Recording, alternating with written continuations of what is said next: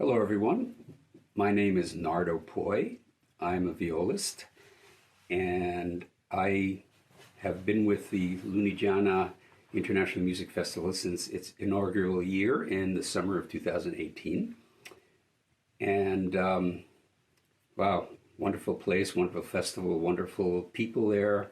Not just the faculty and students, but also the townspeople, really warm as you would expect in Italy. Anyway, I'm going to just talk a little about what my role will be in this virtual version of the festival, and also talk a little about myself so you know where I've worked, what I've done. I've been working at the Metropolitan Opera for, this was my 30th season. Also with the Orpheus Chamber Orchestra in New York. This would have been my 42nd season. I also have worked as a substitute player to New York Philharmonic, and I've played with many, many other orchestras and chamber ensembles. I've always loved music since I was a little child. Any music, I mean, just music used to move me. Even I remember being maybe 2 years old and just loving listening to music on the radio. And when the opportunity came to study an instrument, I took a test in my elementary school and I passed. They give you a pitch and rhythm test and I passed. And I picked the violin as my choice. First I said piano, and they said, we don't teach piano, it has to be an orchestral instrument. So then I said, okay, I'll take the flute. And I went home and told my older sister, who was the one who really used to bring home a lot of music for me to listen to. And I said, oh, I took the flute. I picked the flute as my instrument. And she said, oh, well, that's really nice. But, you know, violin is a really beautiful instrument. Why don't you consider that? So I said, okay. And I went to the music teacher of the school I was about to enter, and I said, is it possible to switch? And he said, sure. Anyway, so I studied violin in classes. I didn't take private lessons for many, many, many years. Unfortunately, my family couldn't afford private lessons then. The class was about 30 some odd students, and we had a terrific music teacher. He really, really knew what he was doing.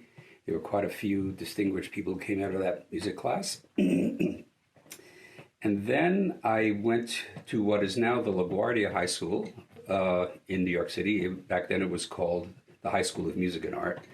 I auditioned. I was really not very good. I was practically a beginner, but they saw something, so they took me.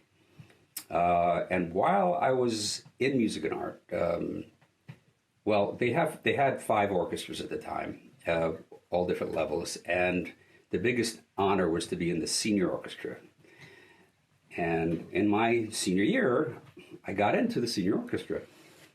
And I was playing in the back of the second violin section, and the conductor came up to me at the end of the first semester and said, next semester, you're going to be playing in the first violin section.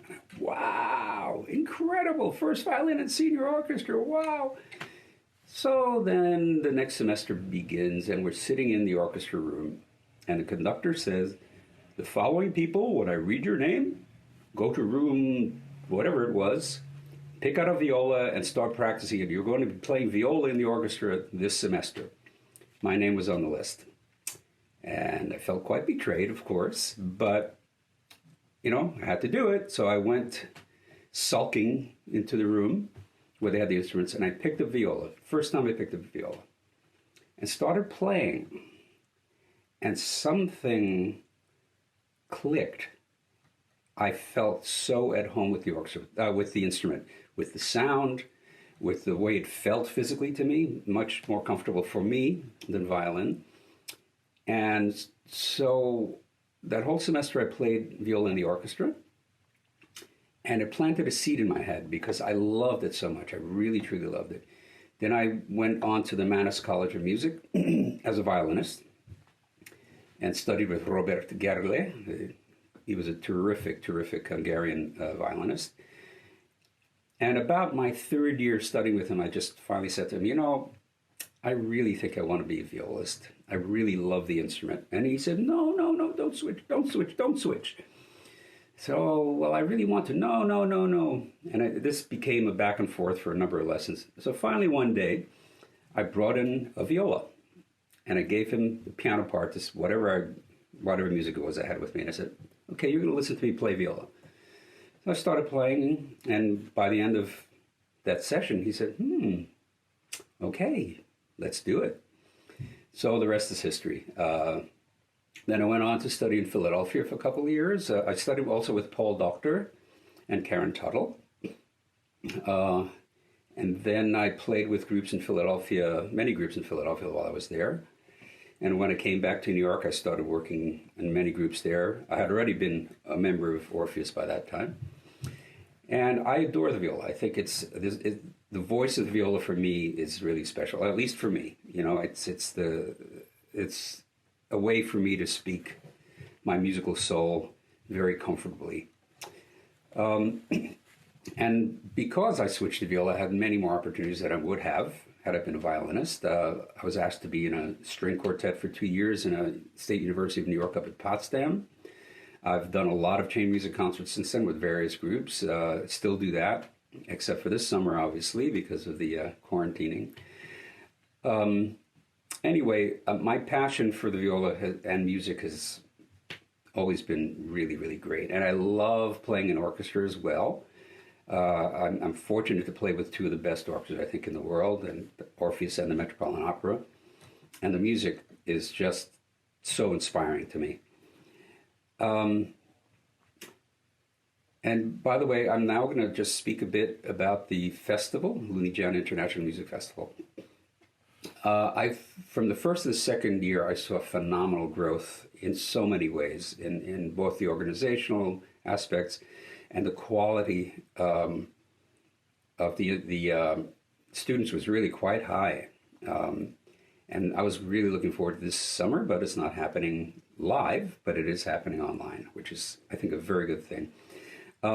It's located in the town of Fivizzano in the province of Lunigiana, which is part of Tuscany. It's an incredibly beautiful area, beautiful mountains, beautiful countryside. As you would expect in Italy, fantastic food. Again, I said warm people. The town people there are just amazing, very welcoming, and the audiences there are very enthusiastic, and they tend to be pretty full, the concert in Fivizzano in particular. So for me, it's been wonderful being there, meeting lots of really terrific musicians and some terrific students. I really enjoyed teaching the viola students I had both years. And I think you'll find, if you decide to join us, that we have a very talented and very dedicated faculty.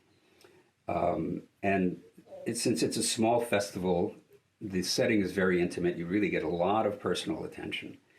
And you get chances to play concerts, chamber music concerts, orchestra concerts. Plus, we have a competition that we started it last summer, and this summer it continues online, so that the winners will get a chance to perform a piece at the festival or other places as well outside of the festival.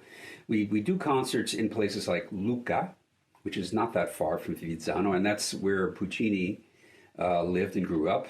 Great town. His house is there, and it's now a museum. We play in Equiterme. There's a cave there that's set up to give concerts. Cinque Terre, we play in La Spezia, and lots of other locations there. So plenty of opportunities to play, to learn new music and perform it for very enthusiastic audiences. And again, the camaraderie is really terrific. I used to, the last 2 summers, after some of the concerts, I personally would throw a party for the students. I'd just buy all this great Italian food, of course, and some wines and all that, and put out the spread, and became a real social occasion. It was really great, a lot of fun. Anyway, now about my role in the master classes. each teacher is going to give a master class on a different theme. Mine is going to be on orchestral excerpts, both symphonic and opera. And my focus is not just going to be on the technical aspects of how to play these things.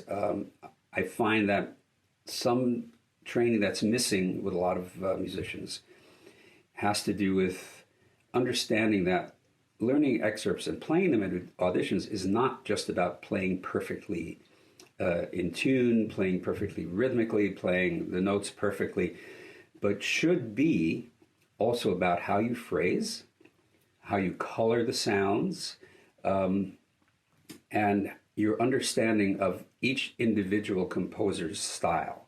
And I'm not talking about period style, I'm talking about each composer. You wouldn't play, let's say, at least I wouldn't play Mozart the same way I'd play Haydn. I wouldn't play Schumann the way I would play Brahms. I think there are different styles, and the orchestral repertoire is like that. So I've heard many times doing mock auditions where students will play every composer, they sound alike. It's not the way it is.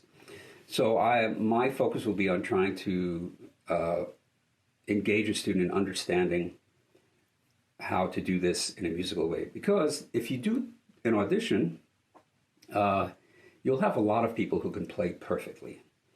And so you have, let's say, 4 or 5 people, and they all play equally well technically.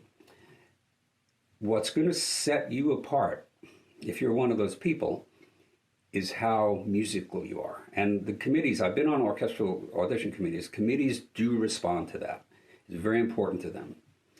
So that will be my focus, and I hope those violists out there in particular, I think I'm just working with violists, I'm pretty sure, will sign up for this class. I think out of all the people who would apply, I think we're only taking 3, but please do sign up. I think you can look up the festival at Lunigiana, or actually it's LIMF, which is Lunigiana International Music Festival.com. It has all the information you need about the whole festival. And I really encourage you to come. This is, I think, a really wonderful festival. Small, not a big one like some of the, like Aspen and things like that. You really will get personal attention. So I hope to see you. I would love to meet some of you. I'd love to impart my limited knowledge, anyway, to help you along with what you do. And good luck. And I hope you can join us. Take care. Bye-bye. And be safe.